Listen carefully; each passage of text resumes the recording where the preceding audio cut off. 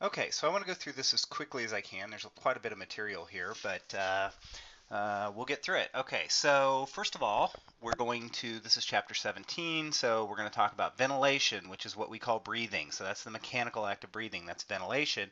And then gas exchange, we usually use the term respiration for that. So if you're on a ventilator, that means you're on a machine that helps you breathe. Okay, so that's one way to remember that.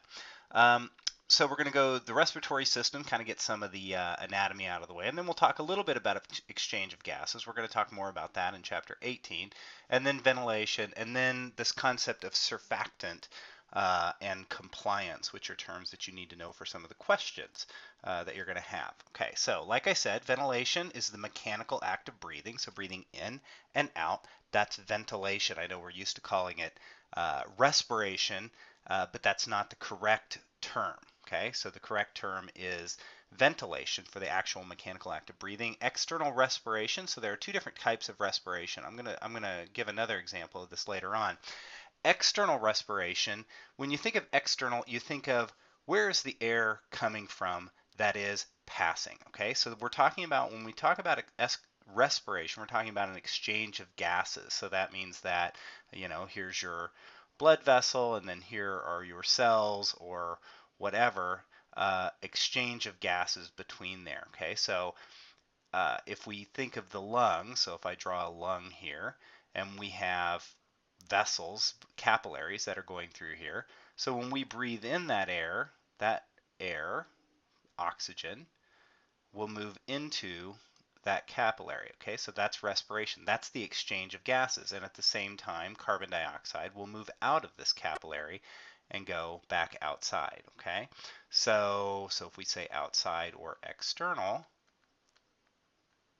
then this is external respiration. So expiration that is external, we're talking about the air. Okay, so where are these gases coming from? In this case, for external respiration, they're coming from the atmosphere. They're externally. They're coming from an external place. Okay, um, so provides oxygen to the blood and releases carbon dioxide. Well, that makes sense. If you're talking about in the lungs, you're bringing in oxygen and you're releasing carbon dioxide. Internal respiration would be what's happening in the cells, because remember, we're bringing in that oxygen for a reason, so we're bringing it into the cells. So the exchange of gases, the gases come from an internal source, they're coming from the blood, so we call that internal respiration. That's the exchange of gases between the blood and the cells that need that oxygen, okay? And they need to get rid of this carbon dioxide. So that's internal respiration. Don't get those confused, because it's easy to think that it's inside the lungs, so it's internal, but it's not. It's about the air. It's external air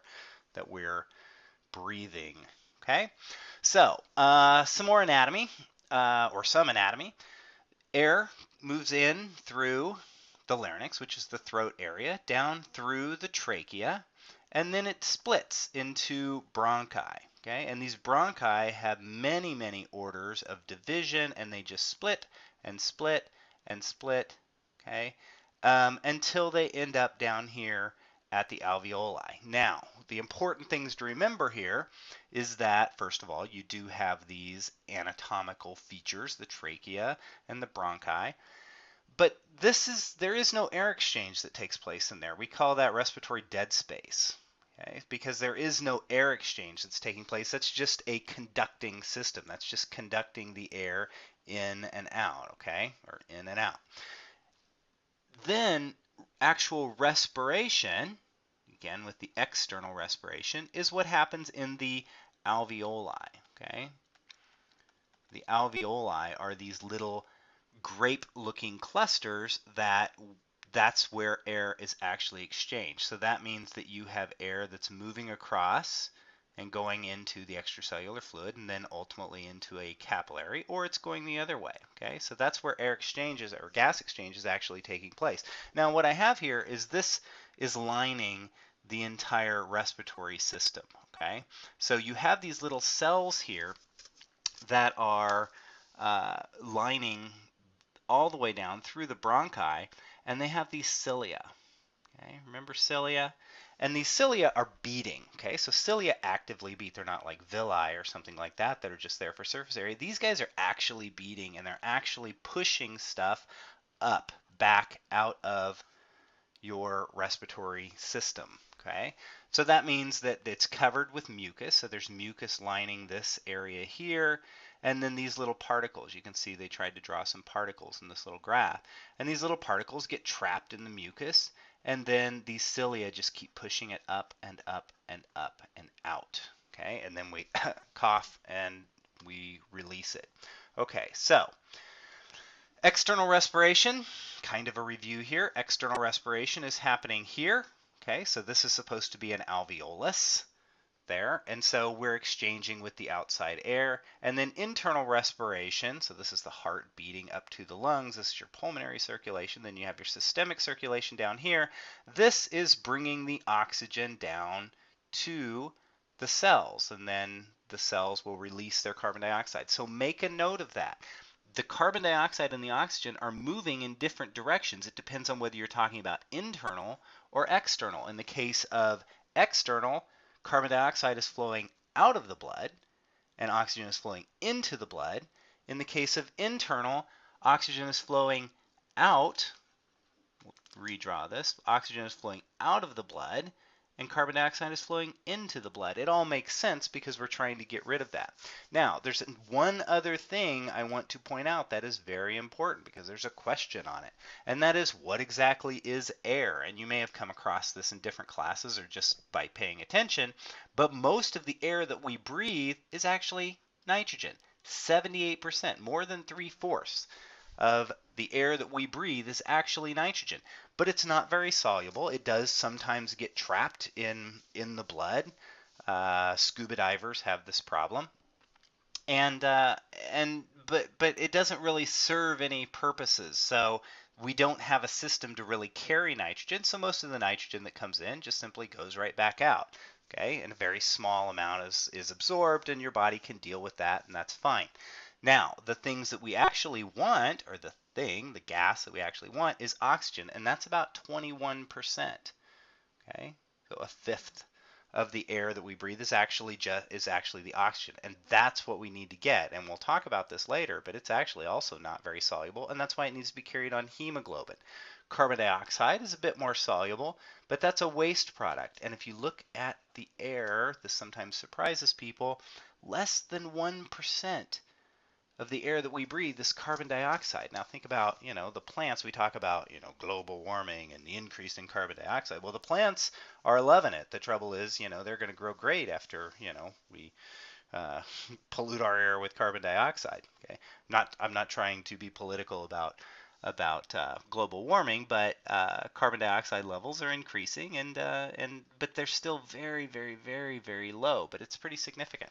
Okay, partial pressure of all gases together are atmospheric pressure, so if you add all these up, it should come to about 100%. Now, there's some other gases that make up the rest, argon and stuff like that. But that's what our air is, okay?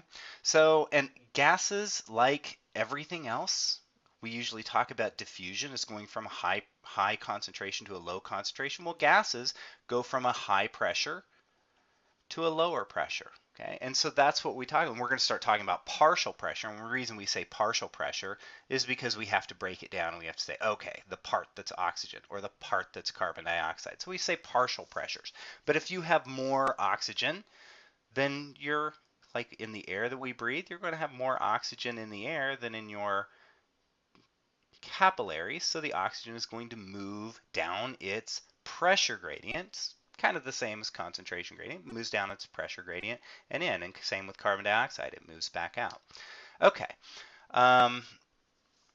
All right, so what does this look like? I like these little pictures because this actually allows you to visualize what's going on here. And we can see that this is your conducting system. This is a bronchiole here, and air is moving through. Now, if you have asthma or something like that, or if you're around dusty materials, a lot of times you can see that this has smooth muscle on it, and these will constrict, and that will restrict your airway. Okay, so we have that possibility, and that's not such a bad thing. When you get scared and your sympathetic nervous system is activated, these will relax, and it'll allow more air to move through here. So we have control over how much air can move through. Now, like I said, if you have asthma or if you are around something you're allergic to, these will overreact and they'll constrict and they'll really restrict that airflow. And that's not good unless it's trying to protect you. It doesn't want all of that to move in. And so it's a protective mechanism, but it can go haywire, as asthmatics realize. Now here's the alveoli down here. So you can see all these guys that are getting filled up with air, and then that the oxygen and the carbon dioxide are moving into these capillaries that are just covering it. So this is one of the things that happens when you do a lot of aerobic respiration. If you work out or run or something like that, you could actually kind of increase how much capillary how many capillaries are around these. So you can actually increase how much gas exchange you have, okay? Because your body's efficient. It's not going to keep that stuff maintained unless it absolutely has to. Okay, so another view of the same thing is you can see here the capillaries that are surrounding all the alveoli. And so this is where the oxygen will then just diffuse across this membrane here. These are very small membranes, very fragile membranes. The lungs are very fragile. And then the carbon dioxide moves out, and you can see that same thing here. So here's a red blood cell to give you kind of a size meter to look at. So here's a red blood cell, and here's this tiny space. Okay, so then your oxygen, if you're breathing, your oxygen will move into this area, and then it will go in and bind to the hemoglobin in the red blood cell. Okay, carbon dioxide, we'll talk about what's going on with that later, but carbon dioxide moves in the opposite direction. Okay,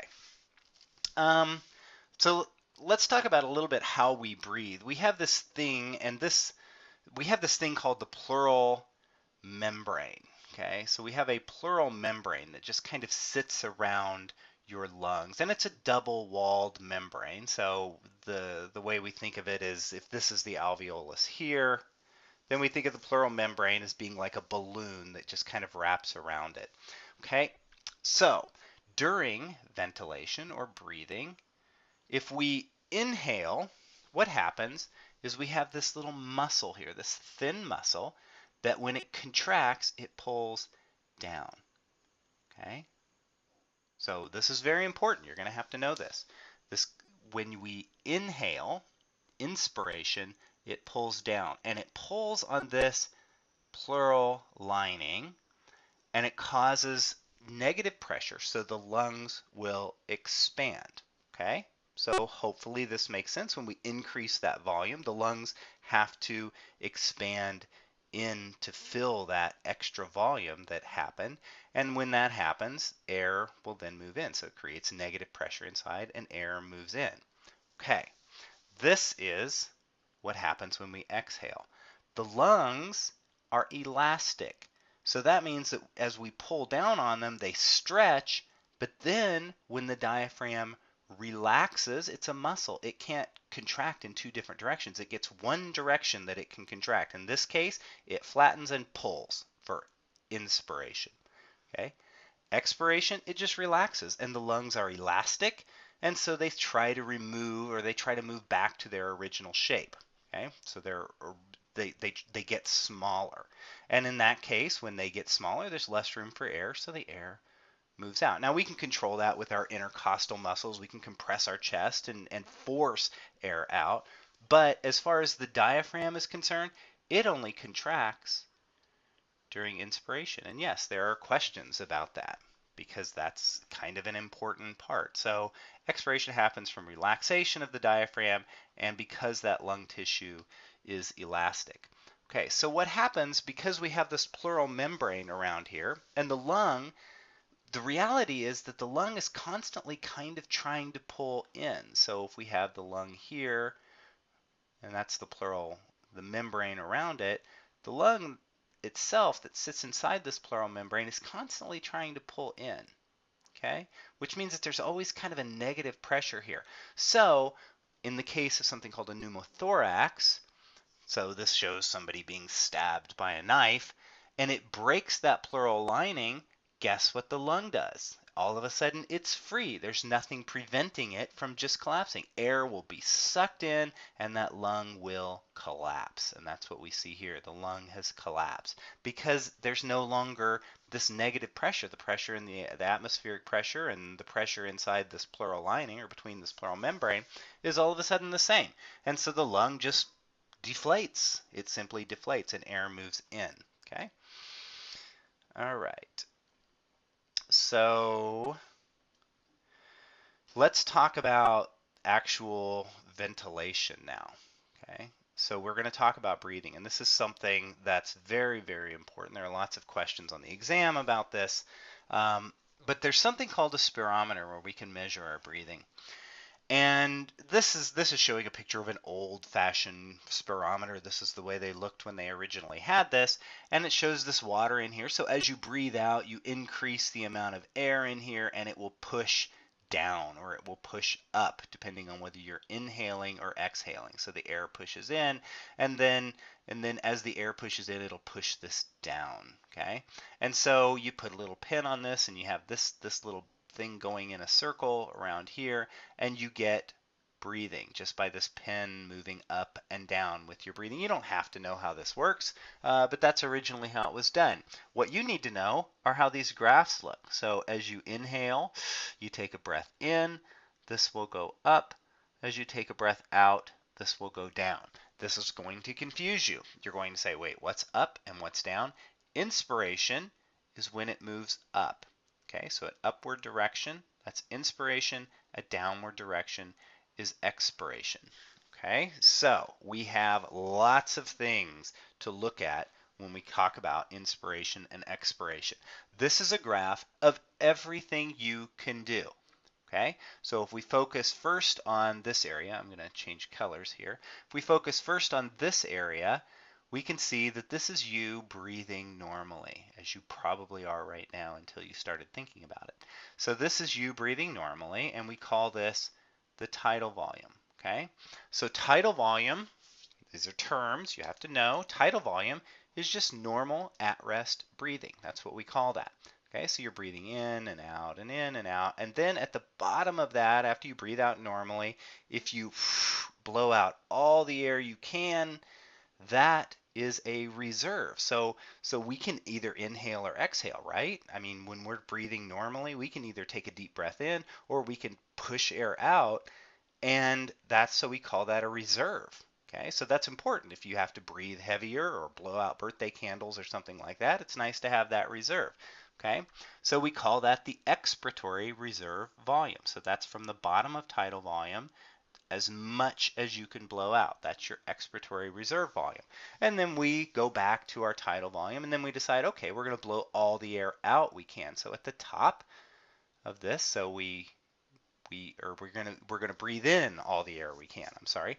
So as we take a normal breath in, and then we pull in as much air as we can, and it makes sense that we have more reserve for inhalation because we can get more air in. Like if we want to jump in the water and hold our breath, we can pull in a whole bunch of air, and that is the inspiratory reserve volume.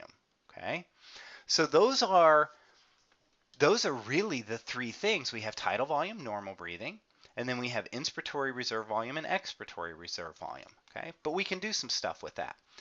We can say, okay, what if we add them all together? What is that?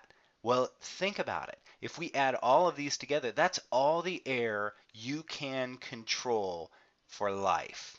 Okay?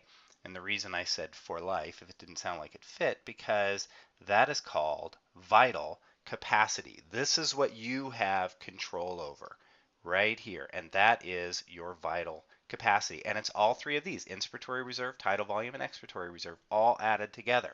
Okay? Now, can you exhale, expire all of the air in your lungs? No. Okay? That's not part of vital capacity, but is there still air left in your lungs? Absolutely. Your lungs aren't collapsing every time you exhale. They're still there. There's still air in them. And so we call that this residual volume. So that's just air that you can't control. It's just there. Okay? And then, so then we have one more thing. If we add up all of these, tidal volume, expiratory reserve, inspiratory reserve, of course that equals vital capacity. If we add all of those plus your residual volume, that is total lung volume. Okay, so total lung volume is everything together. So let's say I take a deep breath in, breathe in as much air. Let's say I'm blowing out candles, and I'm breathing in as much air as I can. I've got it held in my lungs, and I blow it all out until I can't breathe out anymore at all. That's vital capacity. Okay, so I can measure, and that's what happens if you use a spirometer. If you go to have your lungs checked for any reason, or if you're in respiratory therapy or something like that and you're checking someone else's lungs, that's what you'll have them do. You'll have them breathe in as much as possible and then blow all the air out, and you're testing their vital capacity. Okay, so hopefully that makes sense. So let's just go through them again quickly. Tidal volume, remember tidal volume is normal at rest breathing. We see that here. Inspiratory reserve volume is taking a very deep breath, and we see that here. Okay, expiratory reserve volume is pushing out, forcefully pushing out air, and we see that there. Okay, residual volume, it's what's left. Okay, so this is the part we don't have control over. This is what's left after we've exhaled, air remaining after expiratory reserve volume is exhaled. So that means that we breathed out as much air as we can, and whatever's left, that's reserve volume. Vital capacity is inspiratory reserve volume, tidal volume, and expiratory reserve volume all together. That's when you take the deepest breath in, then blow out all of your air. That is your vital capacity. And then the total lung volume, we just add the residual. Okay, so hopefully that makes sense. Okay, so there's another calculation, and this is very synonymous with, remember talking about cardiac output, and cardiac output was your stroke volume plus times your heart rate put. So the cardiac output, there's something similar with ventilation, and that's called minute ventilation. Okay, and it's also called pulmonary, total pulmonary ventilation. Okay, and that is simply the number of breaths. So it's similar to cardiac output. And so instead of pulse, we're saying the number of breaths per minute times how much air with each breath. So this is going to be your tidal volume. Okay, so cardiac output was your pulse times your cardiac output. So it's the same thing. It's the same calculation. So if we have 12 breaths per minute and our tidal volume is 500 milliliters, if you multiply those together, you get 6,000 milliliters, which there's 1,000 milliliters in a liter. So that is 6 liters per minute. Okay. So we can calculate that, and we can compare that to other people. Okay, so a couple of terms. These terms also will show up on tests and quizzes and things like that. Is compliance versus elastance, okay, or elasticity. If you are a compliant person, or if your child is a compliant person, and you tell them to clean their room, will they clean their room? Yes. Okay, so compliance just means that it's doing what it's supposed to be doing. In the case of the lungs, we want them, when we say, hey lung, stretch so I can get air inside you, then if a lung is very compliant, then it will stretch easily. So high compliance means that the lung stretches easily. Low compliance means that it's kind of resistant to stretching. And a lot of times during lung damage, various lung diseases will cause the epithelial cells lining the lung to become a little more fibrotic. They lose their elasticity, and so they become less compliant. Okay, so we want our lungs to be more compliant. Also, with age, the lungs tend to lose some of their elasticity, and they become more fibrotic, and they will become less compliant. Okay, so smoking will increase or decrease the compliance. It's harder to get the lung to stretch. So, and then elastance, elasticity, I know we're using that when we talk about elasticity, but elasticity is actually different because the elasticity just means how well does it return to its normal volume. Okay, so if the lung, if this is a, here I'll try to draw a better lung. If this is a lung that stretches, and let's say it goes from being that big to that big, if it stretches, how well will it go back to its original size? What if have you ever had a balloon that you blow up, it's fairly small when you haven't blown it up yet, and then you blow it up, and then you let the air out of it again, it doesn't really return back to that really small size. It's lost some of its elasticity. Okay, so it's not able to return to its normal resting volume or resting size. Okay, so that's the only difference. Compliance, we focus on how easily does it stretch. Elasticity, we say how well does it go back to its original size or its original volume. Okay, so that's the difference between those. Now, one thing that I didn't mention here when I was talking about certain restrictive or restrictive lung diseases is something called inadequate surfactant production. Okay, so I need to explain surfactant production, and this is kind of it's not really a hard concept, but it is, if that makes any sense. So if we have an alveolus here, okay, so let's just say this is an alveolus. Remember some of the properties of water? Water has kind of cohesive properties. So we have water inside our alveoli. Okay, water's everywhere. Okay, so water's inside the alveoli. Does water like to attract to other water? Okay, so you remember talking about the adhesive properties of water. Okay, the water likes itself. It likes to stick to other water. So if we have an alveolus and we have water inside, what might happen is that that water will stick to itself and it will just form a bubble right in there. And it will just pull that alveolus shut. Okay? Do we want that to happen? No, because how much air is going to get in there? Not really any. Okay? So we want our alveoli, they're going to have water, but we want our alveoli to just have the water on the outside. Okay? The water's out here, gases can dissolve in it, it can catch bugs and bacteria and stuff like that, particles.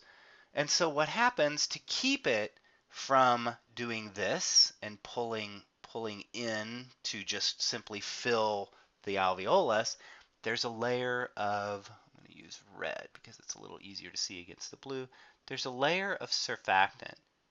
And the surfactant covers it, and the surfactant, guess what, isn't attracted to itself. And so it kind of coats this water. Okay, so it has a part, and the way the surfactant works, it has one part that's hydrophilic and one part that's hydrophobic. The hydrophilic side gets over here with the water and attracts to the water. So these are just little particles of surfactant. Okay, and it attracts to the water. And then this side has no attraction to the rest of the surfactant. And so it just allows that alveolus to be open. Okay, so without surfactant, how compliant do you think this is? When you try to stretch your lung and the water says, yeah, no, I don't think so, that's not very compliant. So we have the surfactant on here, and it increases that compliance, and it makes the lung able to stretch more. Okay, and so that's what we see here. So what we're looking at with these pictures is we're looking at just water. Water's going to pull it closed. Okay, water is going to pull that closed. And then when we put surfactant on it, well, the surfactant will not allow the water to pull it closed. So in this case, it's gotten as small as it can. It's completely coated with surfactant, and so that's as far closed as it's going to go. Okay, so as it stretches, you can see that the water will pull on it a little bit, and that's good. That helps with some of the elastic properties of the lungs. So it's pulling a little bit, okay, in, but then once the surfactant completely covers it, it's done. It's not going to pull in anymore, and so we have space in here. Okay, and so that means oxygen can move in, and of course nitrogen, but we don't care about that. Okay, so that means that air can move in there. That's a very important concept. One of the things that you'll see when you have if you ever have to deal with like a premature baby or something like that, is that premature babies a lot of times have to be put on a ventilator.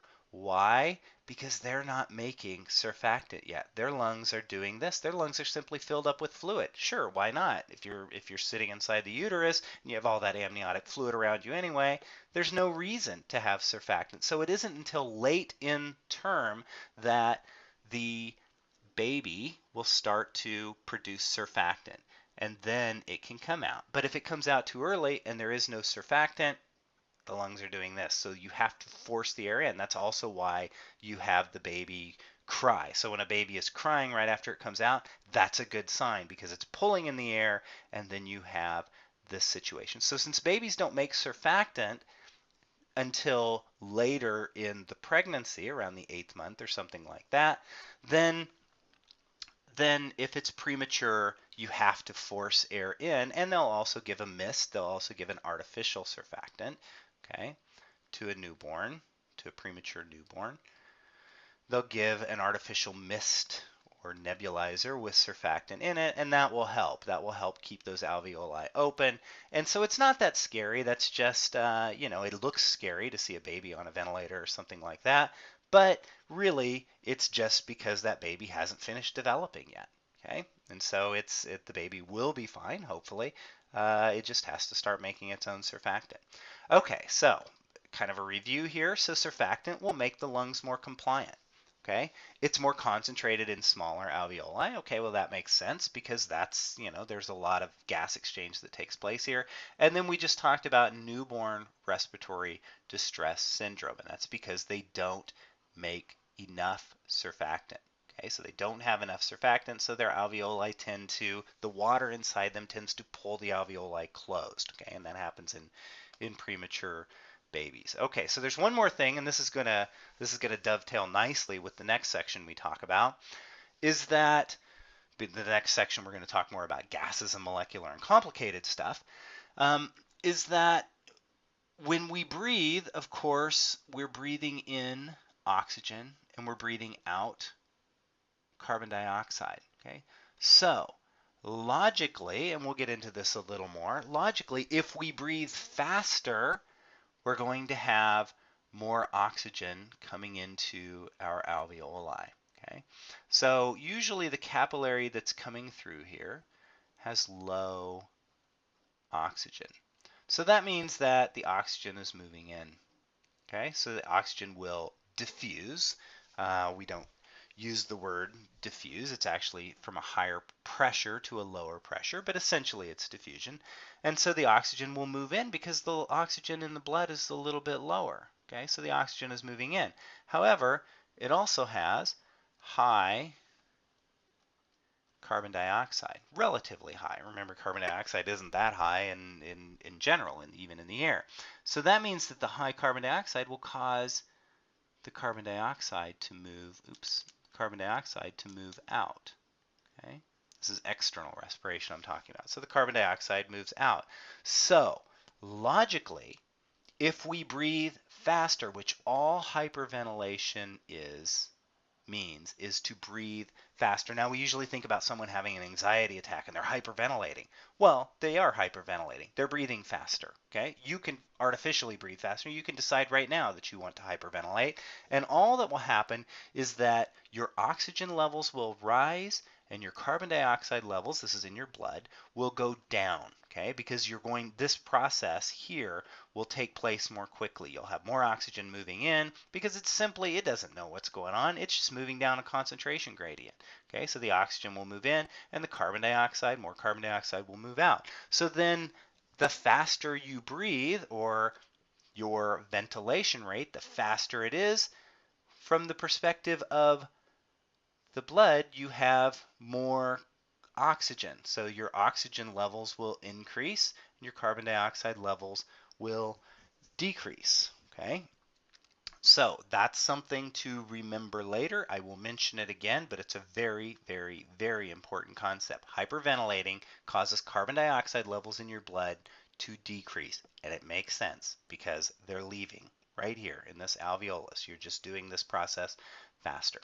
Okay, so we'll continue with the rest a little bit later, but this is the first part.